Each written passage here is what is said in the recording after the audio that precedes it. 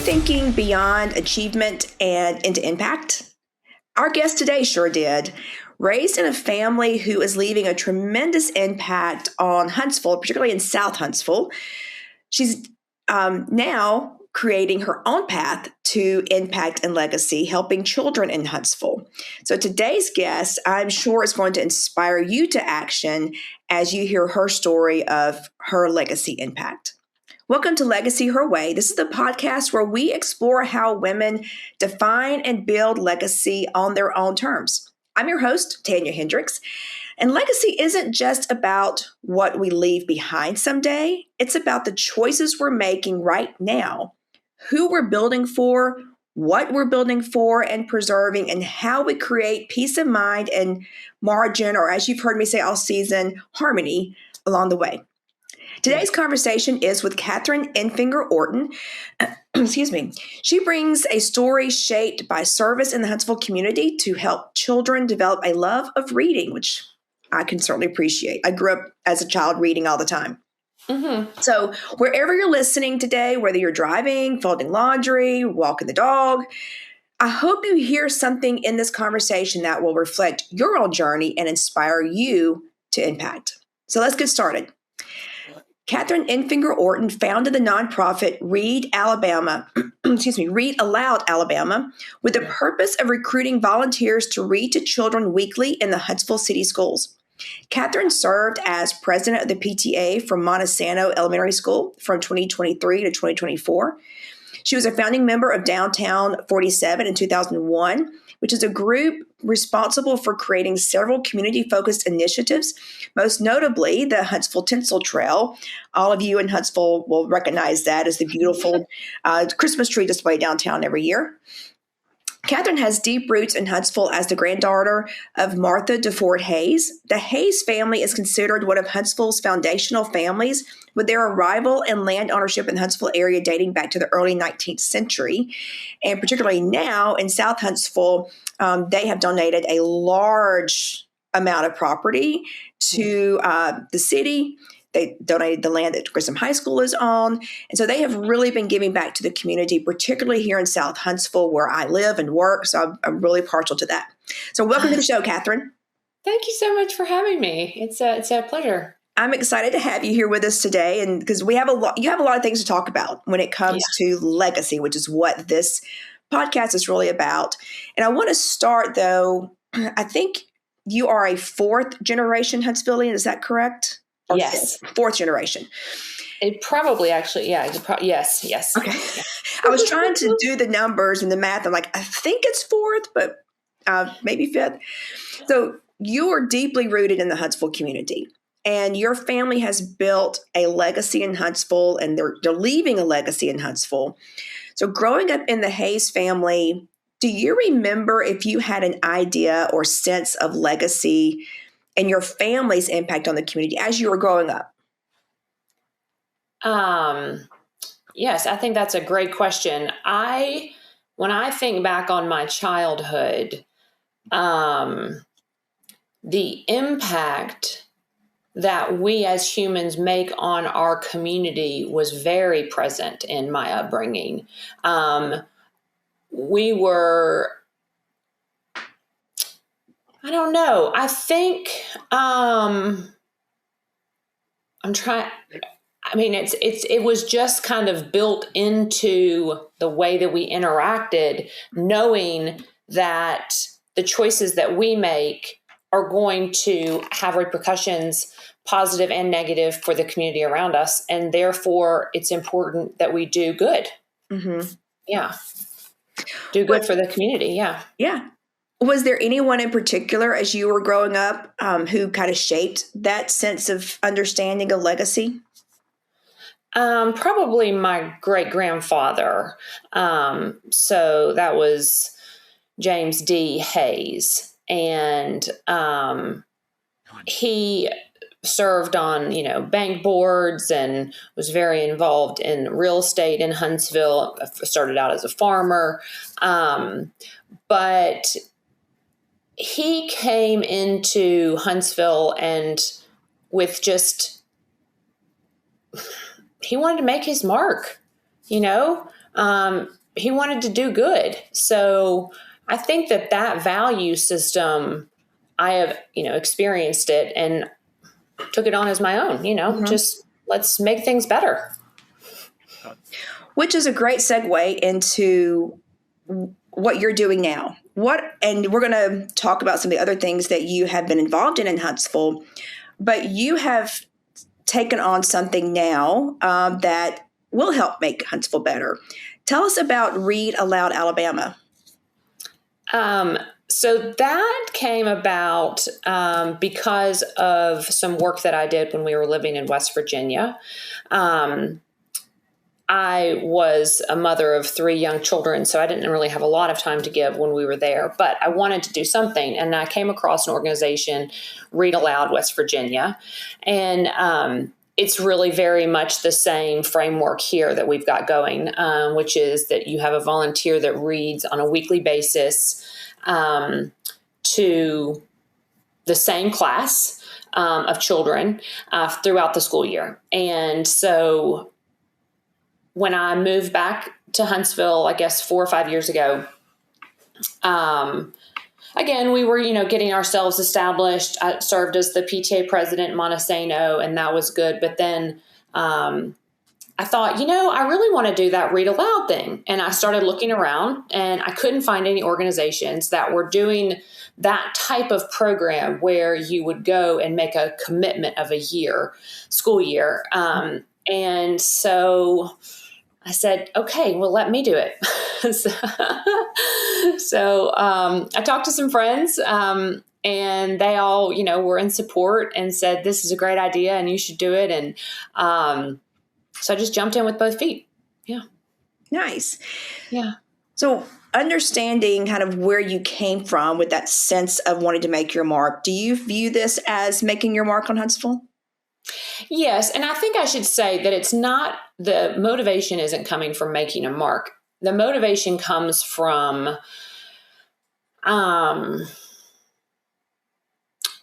feeling that there is a need and filling that void. So let me just step back. My grandmother, Martha DeFord Hayes, and my maternal grandmother, Marzelle Motley, they both read to me as a child. And I have just foundational memories of that experience of sitting on the couch, snuggled up with my grandmamas, and them reading me a story.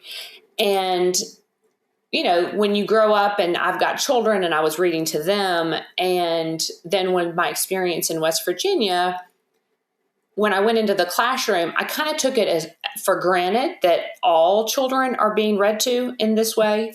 And that experience showed me that they're not. I mean, that is something that was a gift that I received from my grandmamas. Mm-hmm. And so for me, the idea that you could live a childhood where someone wasn't reading aloud to you, just hurt my soul. I just couldn't think of, and so I want to do it. I mean, I just want to get in front of these children. And because I love to be read aloud to, I love stories, I love books. And so I just, when you start thinking about that there is a need out there, that children are not being read to, that the literacy rate is, just depressing, I just want to do something to help. Yeah. Have you found that in Huntsville, I guess you're in Huntsville City Schools, so have you found that the children in Huntsville City Schools aren't being read to like you found in West Virginia? Well, I only volunteered at one school in West Virginia for 2 years. And so that was, I can't speak for the whole city of Charleston. And then we are reading in 3 schools right now. And it's not, it's kind of hit or miss, right? Like there are some children that don't have any books in their home and are not being read to. There's other families that they are being read to, maybe not on a daily basis. And So it's kind of hit or miss. Yeah. What has been the response from the children? Oh,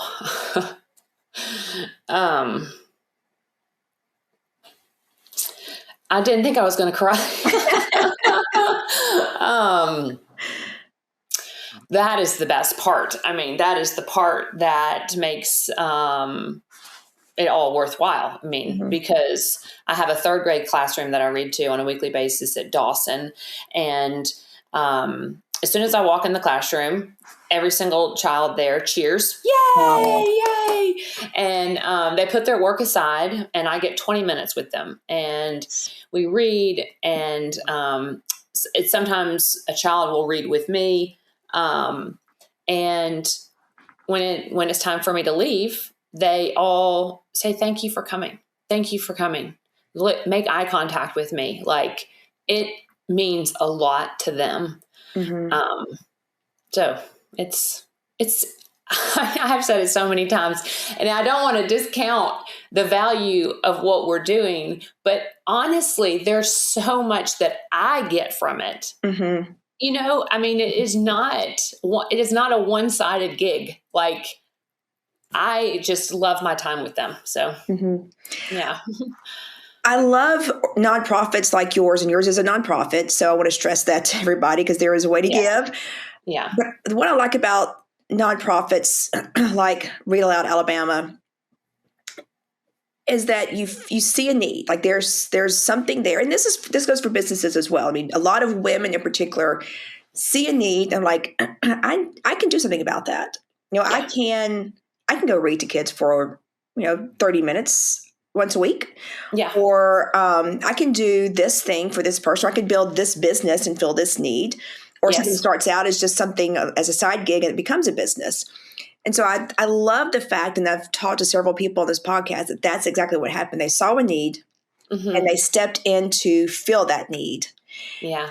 What would you say to a woman who maybe they see a need somewhere, but they don't know where to even start or what to do? So I can think for what I did. Yeah. Because it did, start as an idea. And I've got a group of women that I walk with on a weekly basis. And it was those two women, specifically Carrie Boyd and Joyce Skinner, that were my kind of like bouncing board. I kind of said, I think I want to do this. And they were my cheerleaders, and they were well, have you thought about this? And have you talked to this person? So I think that if you have an idea, you see a need, I would kind of start creating they're board members now, and they also volunteer, those two women. And so, find people that can help you, I guess, kind of bounce some ideas around and point you in the right direction. Yeah, that's what I would say. I think the word that came to mind when you're talking about that is community, is having a community around you, and not just people that are going to say, yes, that's a great idea, but also kind of challenge you. And like you said, your friends were saying, well, what have you thought about this? Or have you thought about that? And so I think having a community of people around you who can encourage you, support you, but also give you some guidance, some help, and ask some tough questions sometimes. Yeah. So I think that's a great. And I think hold you accountable too. I think back on some walks where, I had sort of shared this idea with them, and then we would kick it around for a while, and then for some months would go by, and then they would circle back and say, where is that idea? And I would say, oh, I haven't worked on it very much, but thanks for the reminder. Let me get back to it, Well, you do have 3 children, and they're between the ages of 7 and 13, I believe. So how are you managing the responsibilities of being a mother, the leadership role that you've taken with Read Aloud Alabama? You're trying to build this nonprofit from the ground up, and all the other responsibilities of just day-to-day life. How are you managing all that and getting some rest? And really, in terms of people who listen to this podcast know that I don't like the term balance. I just don't think we can have balance, but we can find harmony with all the responsibilities that we have. So how are you finding that harmony in your life right now? I appreciate that kind of reframing, because my lived experience is that no, I'm not balanced. My lived experience is that day to day it can be pretty chaotic, and my children, it's going to make me cry again. I am doing this for the children that I read to, but I am also doing this for my children, because of the legacy, because of the role modeling.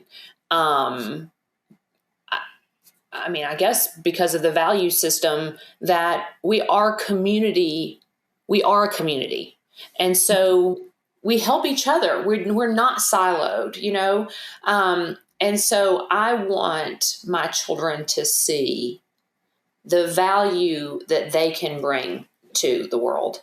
And so they know that I have Read Aloud Alabama, and they have all been to many sessions. And I guess Lillian and Margaret have both read with me. Harold prefers to watch, but anyway, so I think they help me with just the day-to-day, because they know that I have this little baby that I'm trying to get going. Mm-hmm. And I think that I think also too, when I was preparing for today, I was sort of thinking about a couple different ideas. And I think that I got to a place where I understand you're just doing the best that you can. Mm-hmm. I'm just doing the best I can. And so things might fall through the cracks, but so I think there's just a little bit more of this understanding that life is kind of a juggling act.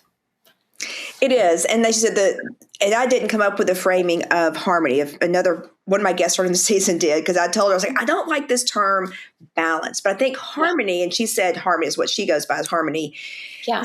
Finding that tune that like get your life kind of in tune. It may not be that this one part of your life and every part of your life is going great. It's like this part of your life is going great, and maybe this one's suffering a little bit, but it's still all in tune. It's still working.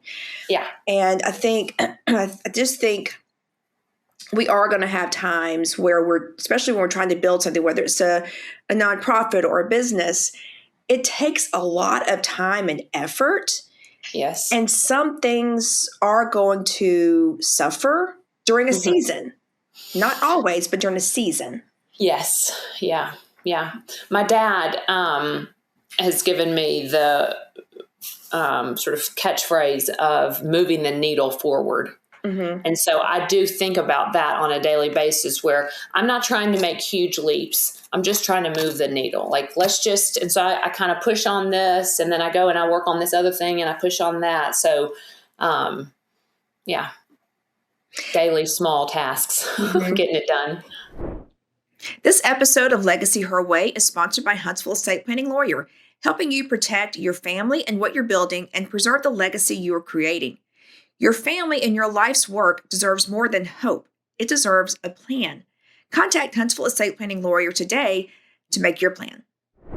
Well, as you've been building Read Aloud Alabama, I'm just going to focus on that because I know you've done some other things in the past, but we're going to focus on Read Aloud Alabama. So as you've been building that, what has been harder than you expected?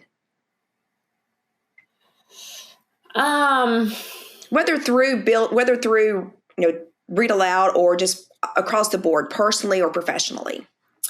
Yeah, I think the hardest thing that I've encountered is the outreach, the marketing, the letting people know about us. I have found that when you find volunteers that are passionate about reading, passionate about children, passionate about giving back, they jump in with both feet. They're committed. Mm-hmm. They love it. There's not a lot of having to push on my volunteers. Mm-hmm. But getting the word out is the thing that I think that I struggle with the most. And because you do have to find the right person. I mean, it is a commitment. But that's a huge part of it from my perspective of what we're doing. We're reading to the kids, for the literacy skills that come as a result of that. But the second and equally important part is the consistency of having that same volunteer come into the classroom each week, because what that does to the child for their lifetime is really valuable. Self-esteem building, something I've said many times, that I love so much about the program is, I'm not your mama. I'm not your grandmama. I'm not your preacher. I'm not your teacher. I am someone that is living in your community, that comes every week and says, you are worth my time. Yeah. You are worth my time. And you can just see it. It's not spoken. They feel it. Yeah. You feel it. It gives me chills. Anyways, it's, because, and we're all just, trying to live the best that we can, but there's people in our community that are forgotten. Yeah. I mean, it's, and, I want to be a part of a group that says we are all in this together. Mm-hmm. Yeah. I think it probably is, as you just said, it's important to the child because they know that you are just there out of the kindness of your heart. I mean, you don't come in there and tell them that, but they have that sense of, this person just cares about me. This person just cares, and we get to see her once a week. Our teacher is paid to be here, so our teacher has to be here. But you just come in because you want to. And I think that is special. And I do think the children probably are very appreciative, even though they don't really understand all the workings and things going on behind you being there. There's like, this lady just shows up, or this man who, I don't know who your volunteers are, but she just shows up and she reads to me every week. And it's 20 minutes out of the day that I get a break from everything else. And I got this one person who's just feeding life to me, speaking life to me. Yes. In 20-minute increments every week. And I think that's very important. Yeah, it is. Yeah. It's wonderful.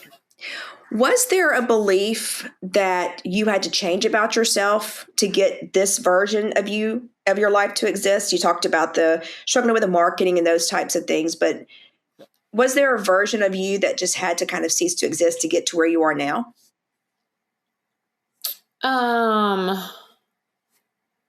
Or a change in your belief? Yes. I think that is, I think about how important that idea is that a 20-year-old doesn't understand. And I think now, as I'm getting older, I do see that there is a skin shedding, a peeling back of the onion that does happen as we go through life. So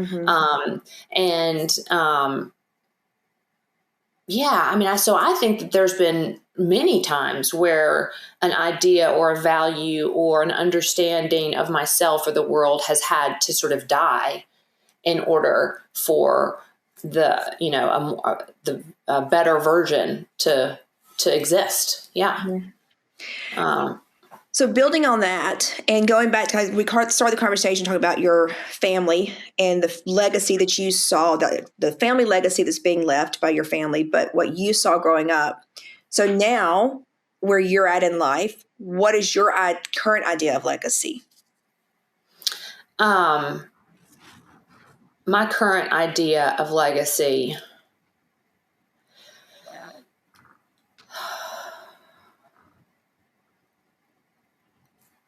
When you say the word legacy, I think of, I think again of my grandmamas.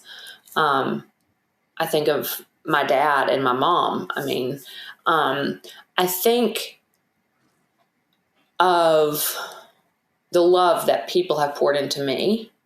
And so I hope that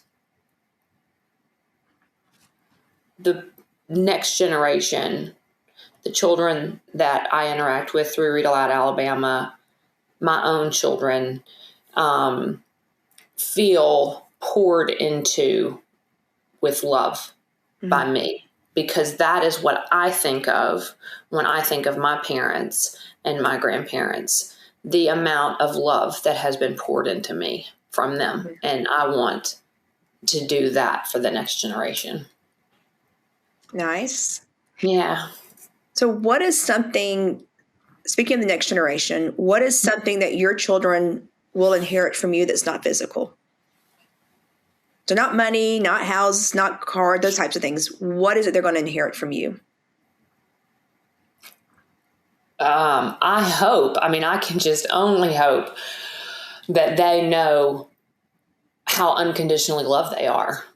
That for the rest of their life, when I'm dead and gone, that they think of me and think my mama loved me no matter what. I can only hope. Yeah.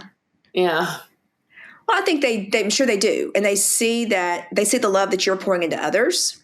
Yeah. And that's something they're going to take with them. And I'm sure they're going to see the impact that you have on other children. They're going to inherit that, obviously. Yeah. But also, as they grow, and you've probably read to them, you'll be reading to their children. That's going to be something that's going to continue through the generations. And so I think. And then another thing I'll say too about that I think of, and this goes to the Read Aloud Alabama, is, I don't know if you know the book Miss Rumphius. No, I don't. So it's a children's story, and it's really beautiful. And one of the sort of the moral, I suppose, is to leave the world better than you found it. And so I hope that my children will take that value forward in their lives. That we are here to enjoy, but we're also here to make things better. Yeah. Nice. Now, you have. People know your family for land, for being farmers in the community and pillars in the community. You've spoken today about the legacy of your family as to your grandmothers and reading to you. How are you balancing and preserving your family's past while building your own path forward? I think you're continuing your grandmother's legacy. Because that's not, that's, people don't know about that. You've shared that with us today. And maybe that's your answer, is that you're highlighting their legacy to you, not necessarily with the Hayes farming family and foundational family is leaving. Yes. Yeah. Yeah. I think, my grandmama, she passed away when I was 12. And,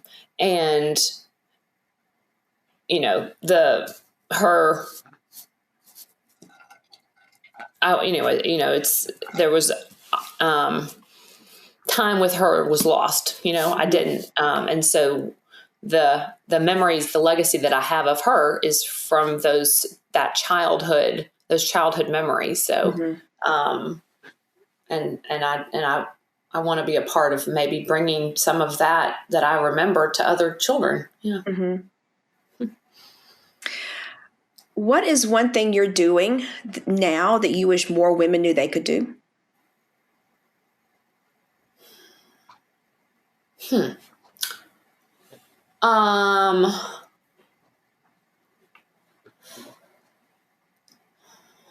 I think this is something that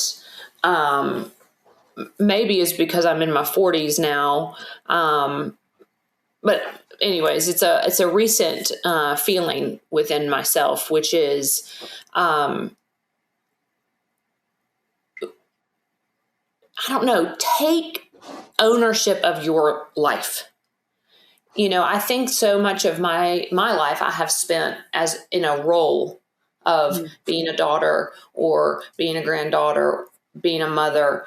And here recently, I suppose maybe it's because my kids are getting older. And so I'm sort of beginning to understand that, when they leave the house, it's going to be mine to do. And I think it's been mine to do the whole time, and I think that there's there's just a lot of power and beauty in that if I had had that understanding, this is my life, this is my roller coaster ride. Mm-hmm. If I'd had that from the very beginning, and I don't know if I would do anything different, but there's just kind of, like I said, there's some beauty in having that view of your own existence. Like, I'm not here to be a daughter. I'm not here to be a mother.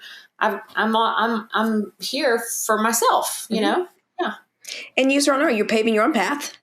You're creating your own legacy with what you're doing with Read Aloud Alabama, what you've done in the city of Huntsville. We didn't go into all the different things that you've worked with, and I know you have a heart and a passion for Huntsville. Let's just talk a little bit, just a minute or two, about some of the things you have done to help the city of Huntsville. I know I mentioned in the intro, excuse me, the Downtown 47. I know you were also part of Leadership Huntsville, Connect 20. Yes. And you've been involved in so many initiatives. Tell us a little bit about what you've done to help the Huntsville community. And I think, we talked about how my family value system is community engagement. But I also think that my engagement is reflected in just the ethos of Huntsville. I mean, it feels that Huntsville is a place that really encourages, let's get involved. Let's be a part of making this place better. And I think over my lifetime, how much we all have contributed, but I suppose my, before Read Aloud Alabama, I had a passion for downtown Huntsville. I'd lived in Boston. I went to college in Maine. I'd lived in New York City. I lived in London. And so I had a lot of experiences in cities and how much fun a vibrant downtown is. Mm-hmm. And so when I moved back in my late 20s, our downtown was kind of lacking. There wasn't much going on. And so was a part of a great group of friends. We, again, relying on your community, relying on your friends, and we would just talk about it. And we finally said, let's do something. And that's how we got Downtown 47. And anyways, I'm so proud of the work that we did. And I mean, it's obviously got a life of its own now, but, back then, we got the ball rolling. Yeah. And again, it goes back to what we talked about earlier. You saw a need and you jumped in to do it. And that's, I've talked a lot about your family, but this is really about your path. And that is certainly a contribution you have made, you personally in your individual way of impacting Huntsville and the Huntsville downtown area, but also now with Read Aloud Alabama. I've been tongue-tied today. It's okay. One final question for you. Well, let me ask this before I ask my final question. How can people help Read Aloud Alabama? So, as I said, one of our biggest struggle is getting the word out. So, you don't necessarily, like I've said before too, it takes a certain person that has got the time to give on a weekly basis. So if you are able to do that, that's phenomenal. But if you're not able to do that, helps us spread the word about what we're doing, so that more people know about Read Aloud Alabama.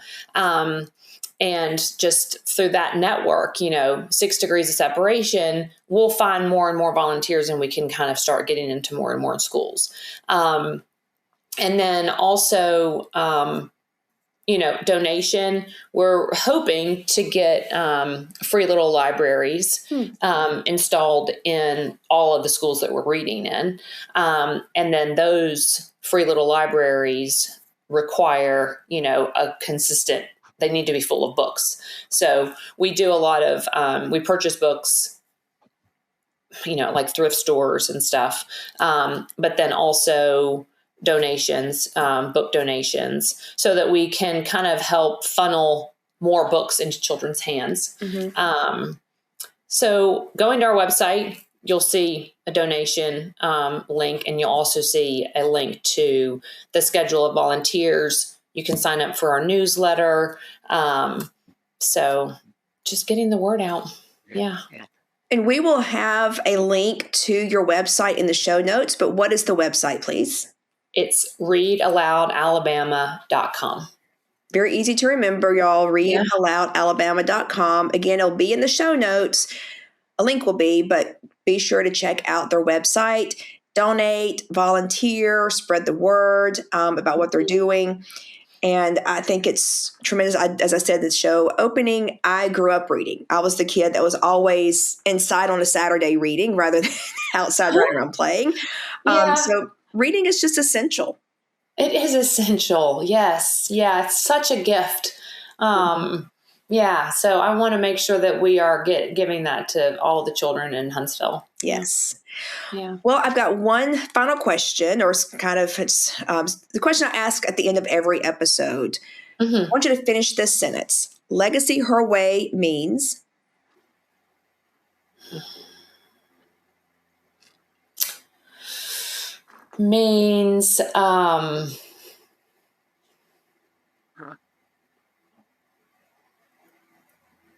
Making the world a better place.